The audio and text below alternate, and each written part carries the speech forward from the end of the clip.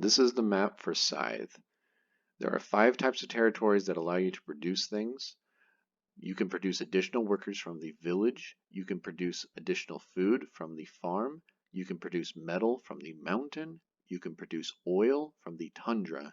You can produce wood from the forest.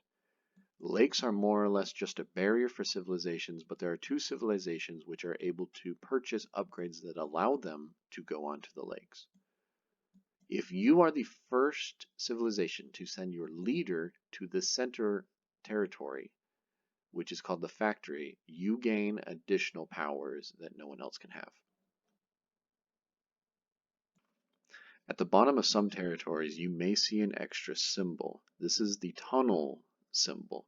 Every single territory with a tunnel symbol on it is considered to be adjacent to every other tunnel territory. So you'll see them in a bit of a ring here.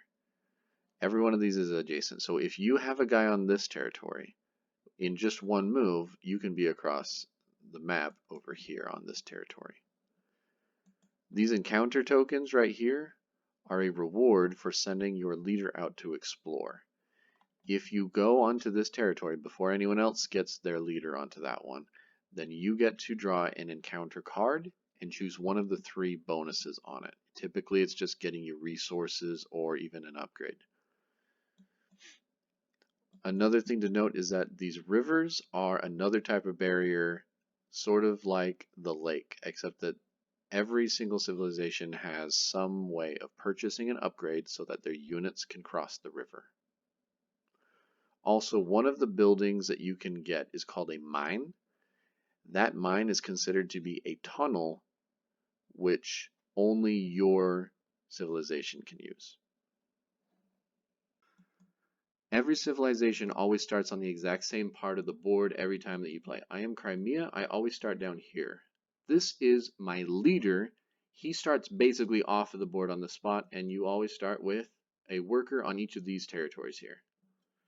When you take your turn, you are going to choose an action. You've got 4 columns to choose your actions from. You can do at most 2 actions.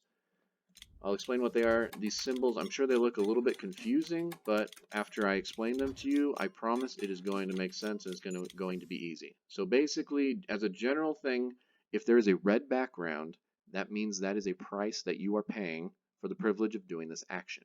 And green means that it is the reward that you are getting out of that. So for example, this costs you 1 coin. Your coins are listed up here up top. And you gain 2 power. Power is a stat that is right here. Long story short, power is something that you spend during combat. So if you are anticipating that you will fight someone or that someone else might fight you, you will want to focus on getting more power because you spend it in the fight in order to make sure that you win. You spend 1 coin and you gain 1 combat card. If you choose this action instead, it gives you a combat card, and combat cards essentially give you more power in a fight. They're just 2 different ways of making sure that you can win a fight. Alright, so you aren't able to do this action and this action in 1 turn. You have to choose either this action or this action. So that applies here, here, and here. This one is just 1 action. Alright, so this action right here is that you spend 1 coin and you get 2 resources of any that you choose. It doesn't matter what territory you're on, you can get any of the 4 resources that you want. And as a reminder, that is food, metal, oil, and wood. This action, if you choose it instead, would be 1 coin that you have to spend and you gain 1 popularity. Popularity increases how much victory points you get from everything in the game that you have done so far that would give you victory points. It just multiplies it by more. Okay, so it's not very important early in the game, but it's extremely important late in the game in order to make sure that you have more victory points than everyone else, because victory points is the whole point of the game. So after you do 1 of these top row actions, you then are eligible to do the bottom row action of that same column. The thing is that the bottom row actions are much more expensive, but they get you a much bigger reward. So this bottom row action costs your oil, which you can get here. This bottom row action costs your metal, which you can get here. This bottom row action costs your wood, which you can get right here. And this bottom row action costs your food, which you can get right here. Okay? The other actions that you can take, this one, it doesn't cost anything. It makes it so you can move 2 different units. So you can move this one to here, and this one to here. You can do whatever you want. Or this is the most boring action in the game, you can get just 1 coin. We are going to choose the produce action. This might look a little bit complicated, but basically because everything up here is grayed out, that means there is no cost. Remember, you need to see a red background in order to see a cost for an action. So this makes it so that you can produce on 2 different territories where you have your workers. We're going to choose that action. We produce on this one, boom, we got us another villager because that's what this territory does. And we get 1 food because that's what this territory does. And then our turn is over.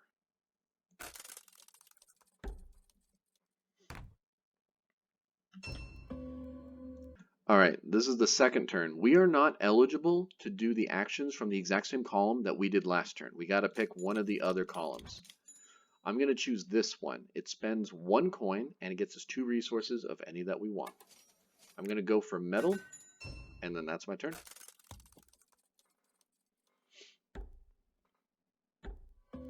Alright, on this turn, we're going to produce again.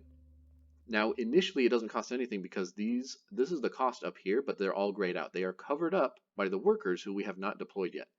When we deploy 2 more workers, we're actually going to see a cost associated with this action. I'm going to click on it, produce on 2 different territories. I get right there, and look at that. Now, if in the future, it's going to cost me 1 power in order to use the produce action. I'm okay with that because I have 5 power and I've got other ways of getting power. But just so that you understand, the more workers that you have out, the more that it would cost you.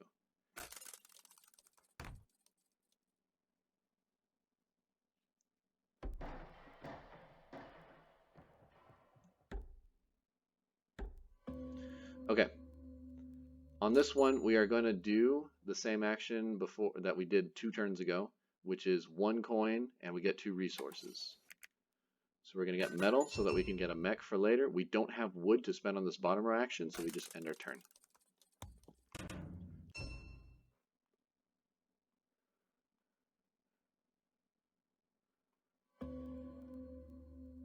Okay, now we are going to get our mech. We spend 1 coin to get 2 power. So we gain 2 power. It went from 5 to 7 up here. Now we can spend 4 metal to get a mech. You pick which territory you spend your resources from. You could, later on in the game, have some metal here and some metal there and some metal over there. And you got to pick which territory you spend it from. The main reason is because people can fight you on a territory where you have resources, and if they win that fight, they get those resources from you. All right?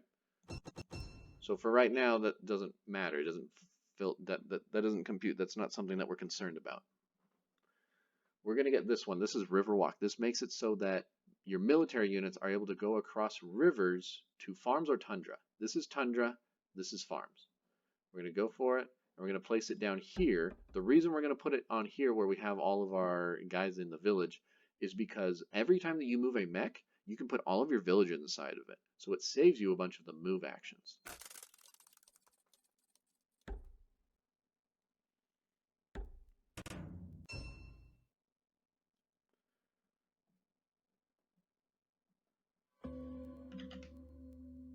So we're going to confirm the move action. We're going to click on the mech. Right here, you can have mechs, villagers go in 1 at a time. You can have them go out 1 at a time.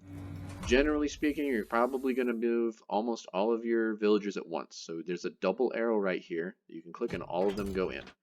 It's kind of fun to actually put them in and out. Also, if you had resources, you have sliders here. You have way too many ways of choosing how many go in. Generally speaking, you're probably going to move all of your villagers and all of your resources at once. But if you want to, you can do them 1 at a time. So my move action, I'm going to go here. That is 1 unit that I moved. I'm also going to move my leader to right here. And then that's my turn. I don't have oil to spend.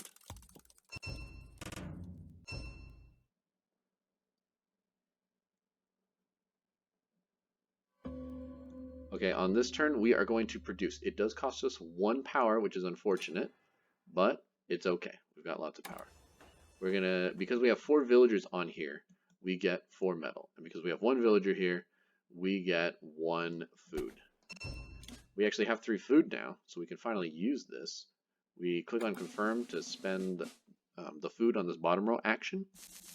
And then we get to get a recruit. A recruit means that whenever I, or my neighbor to my left, or my neighbor to my right, use any of these bottom row actions, I get a specific reward from it, which is kind of amazing, honestly. We are going to go with this one, enlist. So every time that anyone uses this bottom row action, I get a combat card. Now you get a one-time bonus every time that you get one of these recruits. So I'm going to choose the combat card bonus.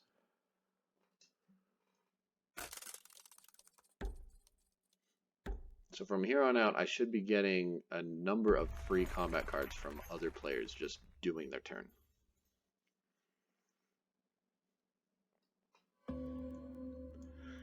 I am going to do the power option. So I spend 1 coin and I get 2 power out of it. And then I'm going to spend 4 metal because I just got them from my last turn when I produced. I'm going to gain 1 hex per movement. So instead of moving 1 hex at a time, I can move 2 hex at a time. It's pretty useful. Alright, and then that is my whole turn. Oh, wait, objective. There's an objective here? Okay, there are some objectives that are here. They're kind of random. They're all over the place. They're a little bit abstract, but if you complete them, then you get some victory points. Have at least 6 of my tokens on 1 territory. Okay, well, that's completed. Now, in my turn, that gives me 1 star. Star is something that you're always working towards. Stars, they're listed right here on the side. We don't really want to focus on them right now, but they are something that you are always working towards. Okay, let's produce, get some metal, get some food, and that's all we can do.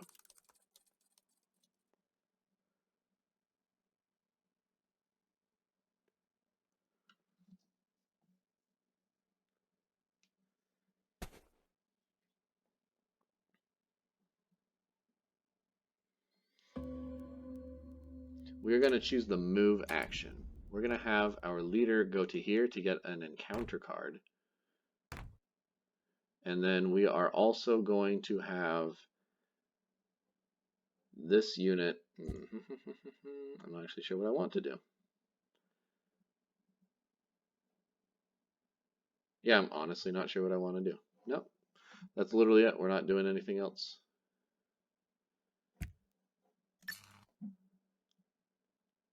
Okay, never mind. We're going to move our villager. I did this so that the food resource would go with her. Oh, shoot. Okay, we're going to do this. We have this one go here, and then he picks up the villager and the resource, and he goes to this territory. That's from the encounter that I got right here. I can gain pay 2 popularity, gain 1 worker, I need 2. I'm going to gain food and popularity. And that ends my turn.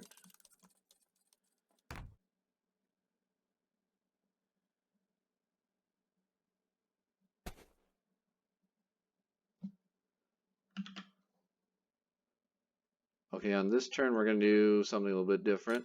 We're going to produce right here. We're going to get metal and we're going to get oil. And then because of the encounter token that we got from last turn, we actually get to use this food that we got to get another recruit. So this one means that we get power whenever the person to the left or the person to the right or I spend oil on the upgrade move. So we're going to go for that and we're going to gain power. And I'm ending my turn.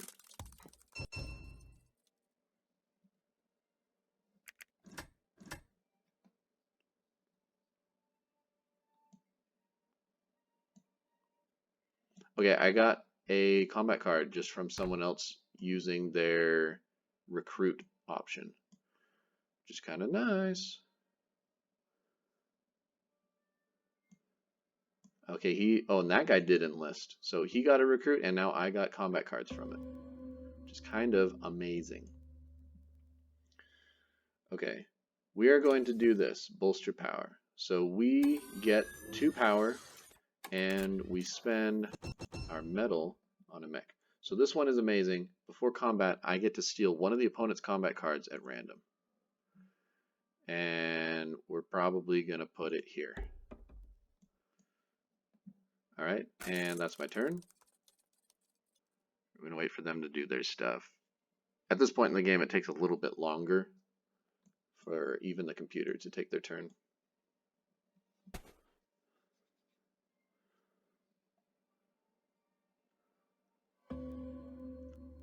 Okay. We are now going to do this. We're going to do the move action. We're going to have this. We're going to have the leader go here to get that encounter token. We are going to have all of our villagers put into this mech and also our metal. And we're going to move to the wood territory. Now we use our encounter token. And then we gain one, how about 2 food and 1 popularity? How about that? We're going to spend our oil. So the thing about this, I didn't tell you about this at the beginning of the game, but this civilization has a specific ability, which is once per turn, I can spend 1 combat card as if it was a resource. So I'm going to, I'm doing 1 oil, and I'm also spending this, this combat card that only gives me 2 power. And now I get to upgrade something. I'm going to upgrade this, which is how many I can move, and I'm going to upgrade enlist. All right, and that's the turn. On this turn, we're going to choose the produce action. It costs me 1 power. I confirm it. I'm going to get some wood from here, and I'm going to get some oil from here. I'm going to spend the food that I got down here, and I'm going to get this one. It means I get a coin every time that me, or the person to my left, or the person to my right uses a bottom row action that spends the metal. I'm going to grab some coins from this, and I got a whole bunch of stuff. All right, and then that's my turn.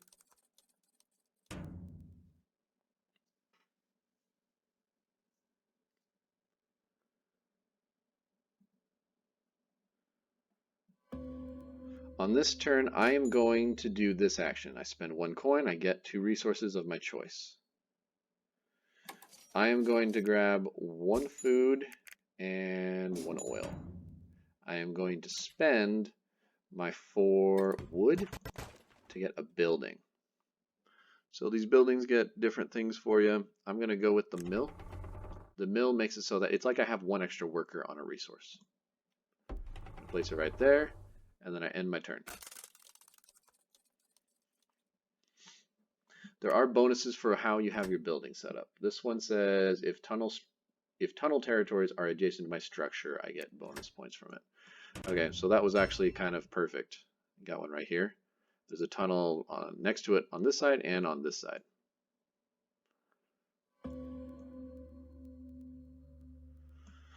All right, so I am going to produce again.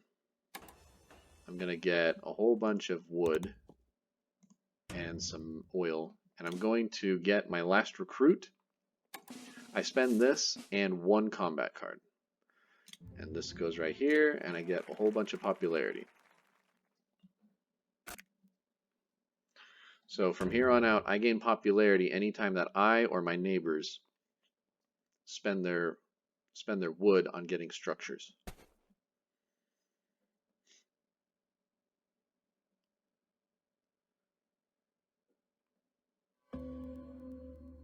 All right, for the next action, I am just going to move. I can actually do 3 now because of that upgrade that I got. I'm not really sure where I want to go. Shoot. I'm not really able to go nearly as far as I thought. So I'm just going to have him go there. I'm going to have these guys go... Oh, shoot. I can't think of where to go. We're just going to send 1 worker over here. And then that's actually it. I don't really need to use the other one. I'm going to spend my oil on an upgrade. I'm going to make it so that I get more power from this action. And I'm going to make it so I don't have to spend as much when I use my structure build move. And then that's it. On this turn, I already have a lot of the resources that I want for doing things. So I'm actually just going to get 2 resources from here. I'm going to get oil and wood. And then I'm going to spend the wood on this bottom row action to get another structure. 1, 2, 3. And then these structures can do interesting things.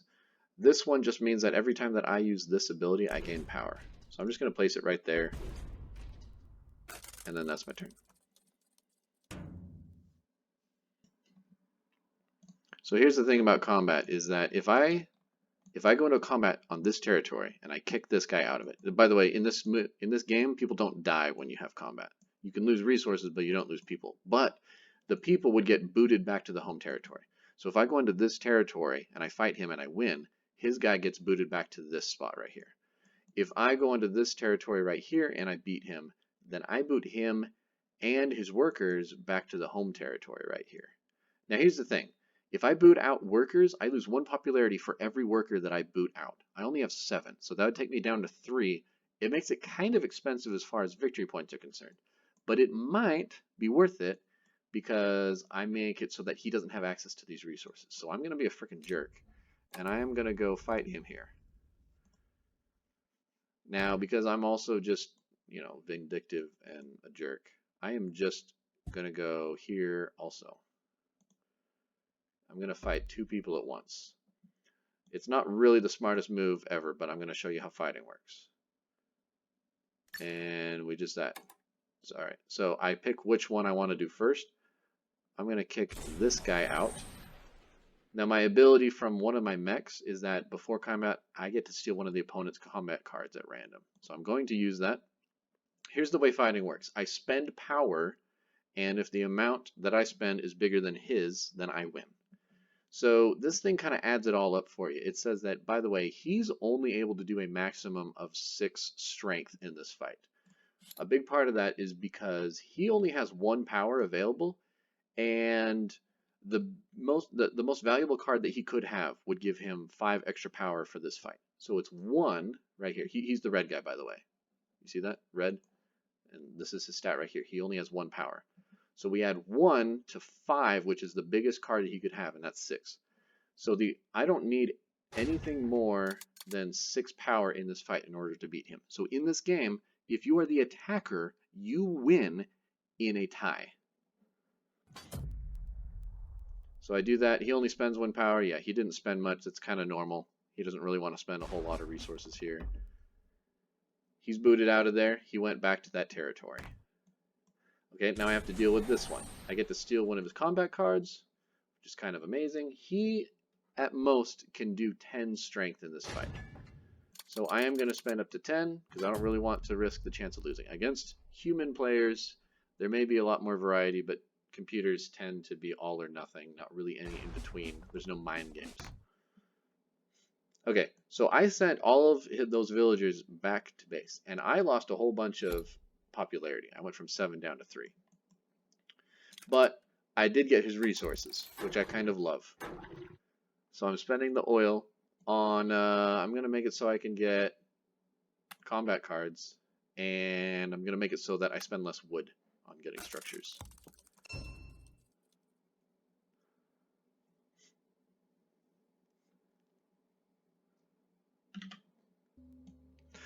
On this turn, I don't really have a territory that I could put another structure on. I am just going to do the produce action. Wait, would it let me do this?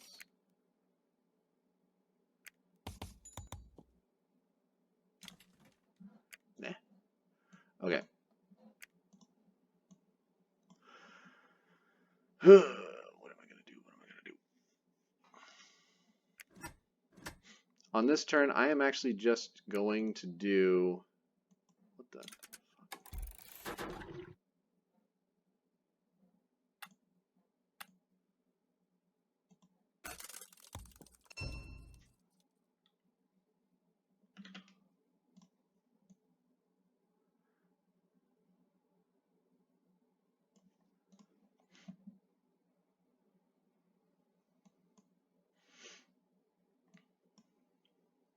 The game ends as soon as any player gets 6 stars. One thing I didn't really explain so far in this game, and you really shouldn't focus on when you're learning it, is that there are stars that you earn from doing different actions. Getting your 6 upgrades, which means spending your oil 6 times. 4 mechs, which I don't have 4 mechs yet, but I'm pretty close to it. 4 structures, these are your structures up here, and recruits and workers, etc. I don't know if I explained this, but one of the structures I got, this one right here, makes it so that every time that I, not anyone else, but every time that I use one of these 2 actions, I gain power, which is kind of handy. Alright, I'm going to do this action right here, which is bolster power. I get 3 power from it.